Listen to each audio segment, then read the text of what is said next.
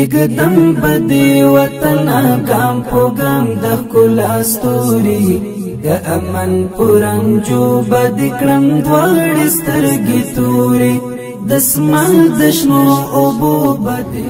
نو محترمو موږ ته چې وخت په دې ځای کې راپرسېږي د دې دپاره چې څنګه موږ خاتمه اشغال ته ورکړل، څنګه موږ په خپل ملک کې یو شرعي نظام قایم کړي.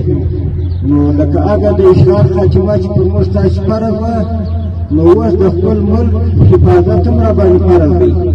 دا فکر باید څوک ونه کړي چې په کفار ولاړه کفار ته تللي دي مسله چپاته دي، یعنې زموږ د اقتصاد په مقابل کې زموږ د اقتصاد مخنیوی یې کړی دی، زموږ د سیاسي امورو په سیاست کې زموږ مخنیوی یې کړی دی.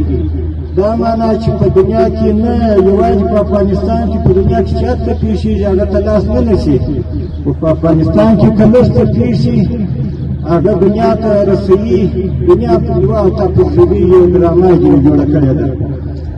نو اوس هم موږ تاسې سره دا د دنیا کفار ټوله په مقابله اخته دي. دا فکر مه کوئ، خو هغه قرباني هغه زحمتونه چې الله پاک ته موږ وښندله، د الله پاک موږ تاسې پر ذمه باندې فرض کړي وو، هغه مو ټول وخت پلان وکړي. نو اوس یې د حفاظت دپاره هم باید د خپل ملک هغه رقم حفاظت وکړو لکه څنګه چې موږ نه په تکلیف او نه په زخم نه په غم پروا کول، اوس هم باید داسې مستقیم او خپل موقف مؤثر او خپله لاره تغیر نه کړو، پر هغه خپل موقف باندې قائم اوسو.